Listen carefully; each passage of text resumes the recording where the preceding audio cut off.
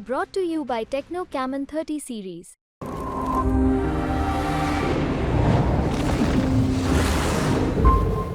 बेगूसराय लोकसभा चुनाव संपन्न होने के बाद अब बारी है एग्जिट पोल देने का। तो बिहार तक आपको बेगूसराय लोकसभा सीट का एग्जिट पोल बता रहा है, क्योंकि बेगूसराय हाई प्रोफाइल सीट है और यहाँ से भाजपा के फाइव ब्रांड नेता सह केंद्रीय मंत्री गिरिराज सिंह और सीपीआई से अवधेश कुमार राय चुनाव मैदान में हैं।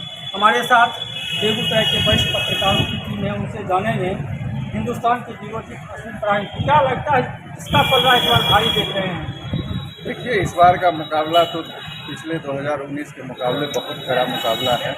कहना थोड़ा मुश्किल होगा या जल्दबाजी होगी कि एनडीए जीत रही है कि महागठबंधन जीतेगा, लेकिन जो दिखने में जो आया था चुनाव मतदान के दौरान, उसमें कहीं न कहीं इस बार जो 2019 का जो उत्साह था भाजपा कार्यकर्ताओं में, वो इस बार कहीं न कहीं थोड़ा सा वो मिसिंग कहीं नज़र आया। और महागठबंधन 2019 के मुकाबले यहाँ एकताबद्ध होकर के कहीं ज़्यादा सशक्त रूप से वो चुनाव लड़ा है।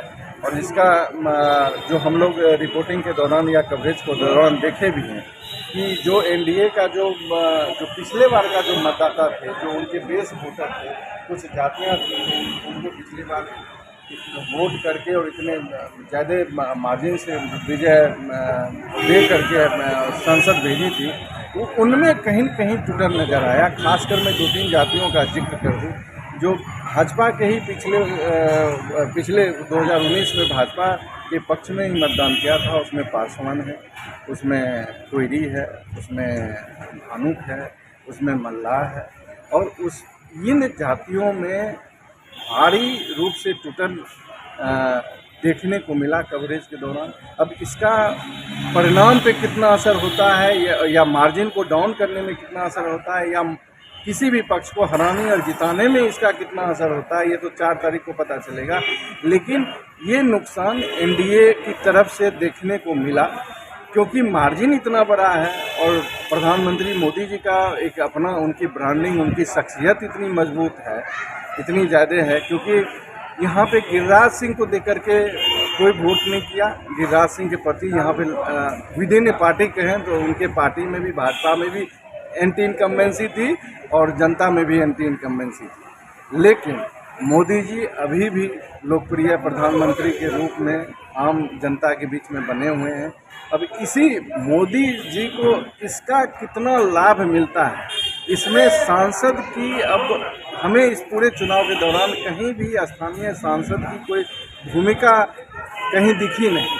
अब मोदी जी का फैक्टर बहुत ज़्यादा हिट कर जाएगा तो गिरिराज जी जीत जाएंगे, नहीं तो जो ज़मीनी स्तर पे जो मुकाबला दिखा है, उस मुकाबला में परिणाम बहुत चौंकाने वाला भी हो सकता है। तो निश्चित रूप से हमारे साथ और दैनिक भास्कर के विरोधी है, क्या लगता है कौन जीतेंगे अगर एग्जिट पोल देने की बात करें? देखिए, मुकाबला निश्चित रूप में बहुत कड़ा है और एक बार ये मैं सीधे कह देना कि इनकी जीत तय है, ये थोड़ा सा मुश्किल है। लेकिन फिर भी बेगूसराय के 7 विधानसभा क्षेत्रों में जो वोटिंग का पैटर्न रहा है और जो दिखा है हम लोगों को, उसके अनुसार एनडीए का पलड़ा थोड़ा सा भारी दिख रहा है। एक बात है कि इस बार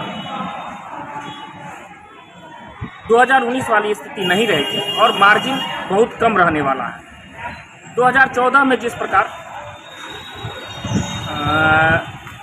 सीधी लड़ाई नहीं थी, इस बार सीधी लड़ाई है, जिसका खामियाजा भाजपा को निश्चित रूप में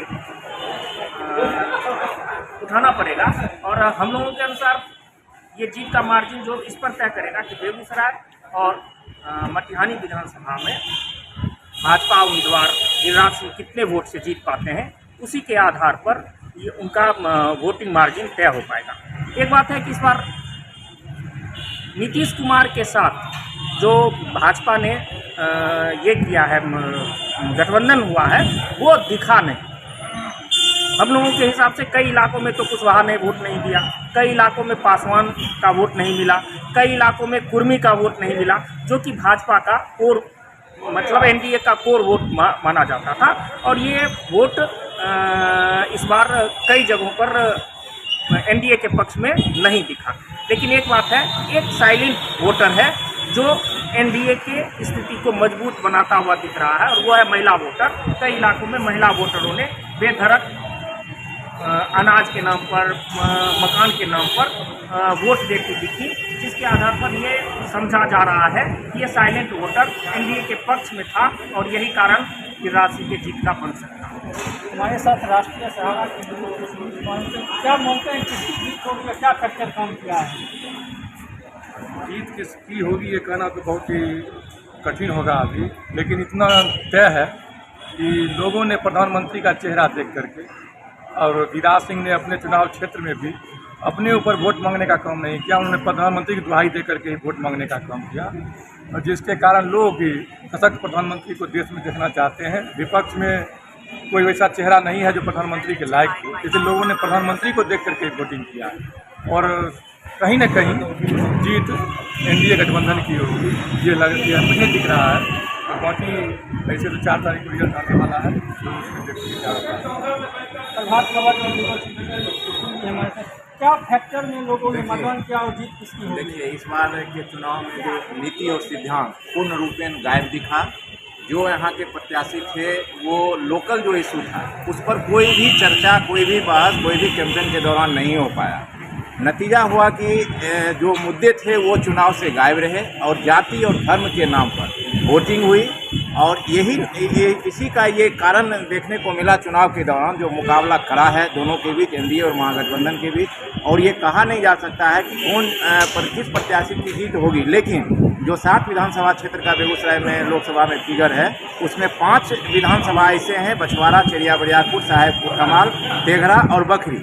इसमें कहीं ना कहीं महागठबंधन की स्थिति बहुत ही संतोषजनक दिखाई पड़ रही है, और बेगूसराय, मटिहानी और तेघड़ा यहाँ जो है सो तीनों जगह पर कड़ा मुकाबला है। और ये 5 जो सीट है विधानसभा का, वहाँ जो बढ़त है महागठबंधन का, इसको ये 3 विधानसभा क्षेत्र में एनडीए के प्रत्याशी किस रूप से पाते हैं, कितने वोट से उसको मेकअप कर पाते हैं, ये तो 4 तारीख को ही पता चलेगा। लेकिन मेरे हिसाब से जिस तरह का समीकरण बना है और जिस तरह से लोकल इशू गायब रहे चुनाव के दौरान, उससे परिणाम जो है वो चौंकाने वाला हो सकता है।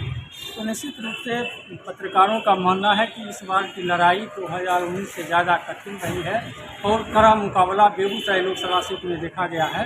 हालांकि अगर एग्जिट पोल की बात की जाए तो फिर मिलाकर यह कहा जा सकता है कि बेगूसराय से एनडीए का पलड़ा भारी दिख रहा है। सौरभ कुमार, बेगूसराय, बिहार तक।